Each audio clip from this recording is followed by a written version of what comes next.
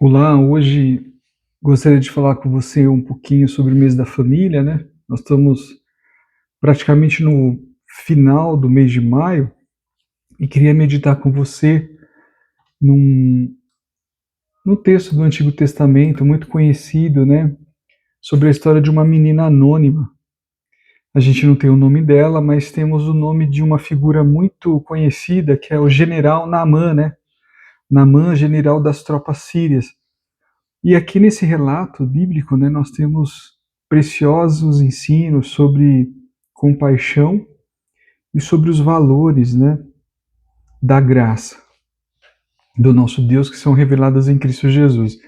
E para o mês da família, acho que cabe a gente refletir sobre a importância desses valores, né, que a gente vê nessa menina. Mas antes eu quero ler esse texto, segundo Reis, capítulo 5, verso 2 e 3, que diz assim, olha: Saíram tropas da Síria e da terra de Israel e levaram cativo uma menina que ficou a serviço da mulher de Naamã. Disse ela à sua senhora: Tomara o meu senhor estivesse diante do profeta que está em Samaria, ele o restauraria da sua lepra. Meus irmãos, e quase 3.000 anos antes de Cristo, né, nós vemos nesse relato algo poderoso, né, na vida dessa menina. Nós estamos aqui no século IV, então a Síria e Israel estavam em conflito, em guerra, e um desses conflitos, né, essa menina foi capturada por uma incursão militar ali, né, das tropas sírias, e o texto diz que essa menina foi escolhida pela mulher de Naamã, né, para servir na casa dela. E Naamã, aparentemente, é um homem, quando a gente olha para esse texto, que é um homem de sucesso, tem uma reputação como de um herói nacional, né? Ele tinha poder, ele tinha prestígio, ele tinha riqueza, ele tinha muita influência, mas uma coisa que nenhuma, sabe, quantidade de poder, de influência, de dinheiro pode trazer, né? Ele tinha um problema que ele não poderia resolver na sua época, que era a doença da lepra.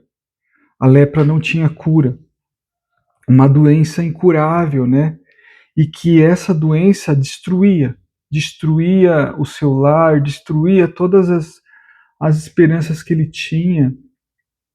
E assim a gente vê a pobreza, né, que esse homem vivia espiritualmente falando, mesmo com uma bela reputação, muito dinheiro, muito poder, muito honrado, né, e prestigiado pelo seu povo, mas que escondia ali uma doença incurável e que trazia para ele um isolamento, uma solidão. E essa menina que é uma escrava, em comparação a um homem que tinha tudo, ela não tinha nada, né? Contraponto, a gente olha para a vida dessa menina, ela não tem nome, ela não tem nada, ela foi arrancada da sua família, quem sabe ela teria entre 12 a 14 anos de idade, ela tinha sido escravizada então, ela perdera a sua identidade e ela estava exilada numa terra inimiga. Ela tinha perdido tudo, tudo. Mas aqui a gente tem um contraste, né? Um homem com tudo, mas doente. Do outro lado a gente tem uma menina com nada, mas saudável, com a mente saudável.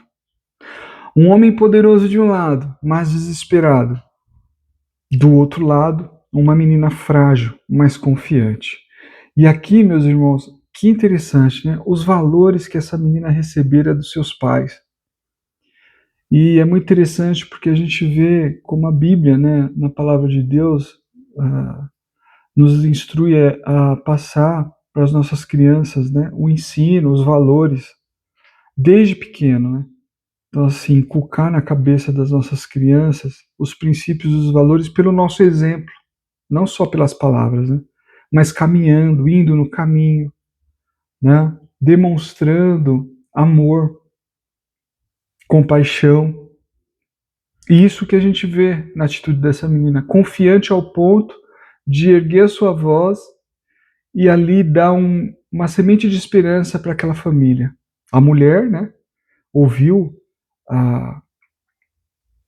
ela dizendo, com aquelas palavras, de que na terra dela havia um profeta e um Deus, né, que poderia dar uma solução para o problema de Naamã. E ali surgiu um raio de esperança. Que confiança, né? Para a gente ver, enquanto hoje a gente tem várias famílias desestruturadas, né, na sociedade, crianças fragilizadas por escolhas equivocadas de seus pais, temos visto famílias sendo criadas nesse ambiente, né, de insegurança. E ao contrário desse relato, a gente vê uma menina que, mesmo fragilizada, escravizada, demonstra uma grande confiança, né? E aí, qual seria a reação natural de uma menina, do ponto de vista da nossa sociedade, do pensamento, né? Que nós muitas vezes vemos sendo evidente nessa sociedade. Seria natural a reação dela vingança, indiferença, silêncio, né? Satisfeito de que o desespero estava tomando conta daquela família, como se ela pudesse ter isso no coração, né? Como se aquilo fosse uma resposta até de Deus, né? Como um castigo. E não é assim que ela age. Ela age com compaixão e procura ser relevante ali na vida daquelas pessoas, né? A menina faz algo extraordinário. Ela oferece ajuda, né? Tomara o meu Senhor e estivesse diante do profeta que está em Samaria, ele curaria da lepra. Então, meus irmãos e irmãs, o que eu queria deixar nessa manhã é isso, que no mês da família possamos cultivar a compaixão, né? A graça que o Senhor estendeu a nós e que, independente das crises, das lutas, das provações, das enfermidades, que a gente possa realmente fazer as boas obras, como essa menina fez, né? Como essa menina fez. Como o apóstolo Paulo escreveu aos Efésios 2, né? Mesmo diante das crises, nós, com Cristo, nos assentamos nos lugares celestiais, nós já estamos com Cristo e agora somos recriados à imagem de Jesus Cristo para as boas obras, a qual ele já havia preparado, né, muito antes da gente imaginar, né, e da gente ser alcançado por esse plano maravilhoso de redenção do Senhor Jesus. Que Deus te abençoe nesse mês da família e que você possa transmitir essa mensagem para os seus queridos, para a sua família, e que esse seja um mês, né, de celebração. Deus te abençoe.